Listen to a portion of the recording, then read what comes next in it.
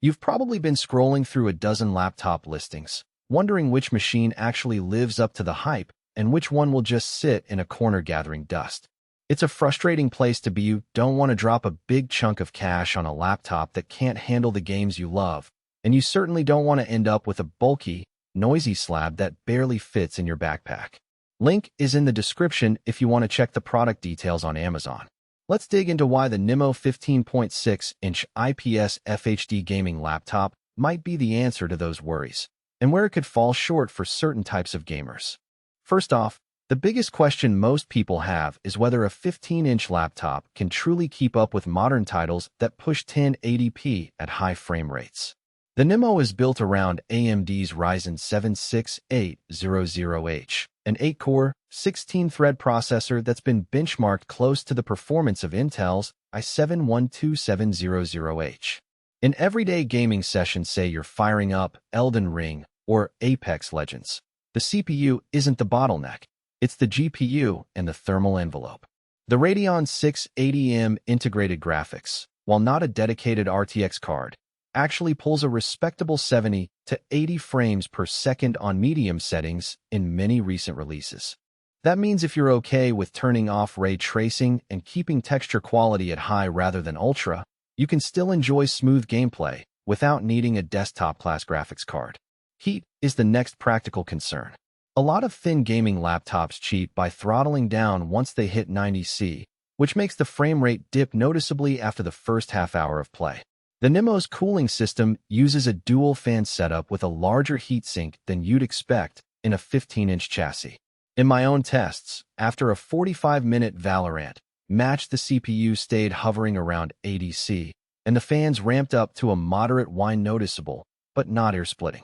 If you're planning marathon sessions, you'll still want a cooling pad, but you won't be forced to constantly lower settings just to keep the laptop from sounding like a jet engine.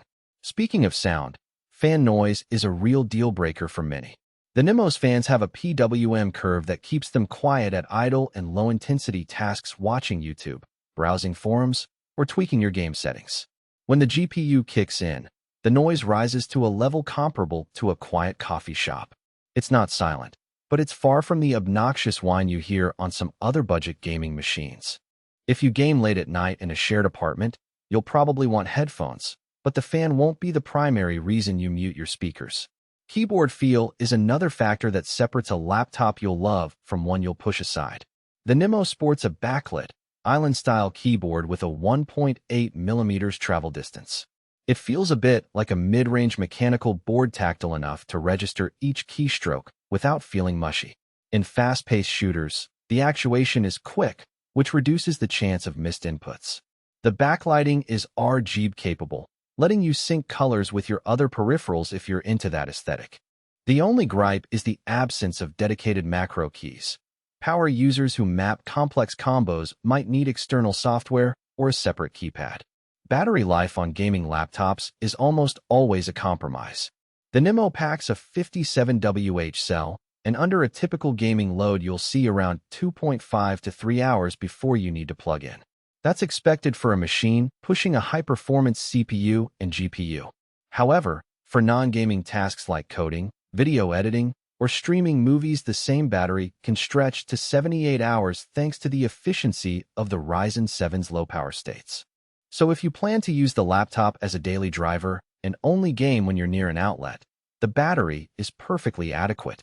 Portability is often overlooked when people focus solely on performance. At 4.2 pounds and 0.78 inches thick, the NIMO is heavier than an Ultrabook but lighter than many 17-inch gaming rigs. It slides into a standard 15-inch backpack without needing a dedicated laptop compartment. The 100W USB-C power delivery port is a practical win. You can charge it from a modern power bank or a dock, and it also supports external GPU enclosures if you ever decide to upgrade the graphics horsepower down the line.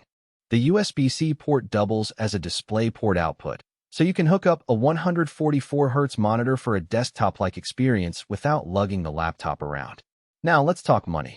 The price point for the NIMO sits in the mid-range bracket, roughly $1, $200, $300, depending on the retailer.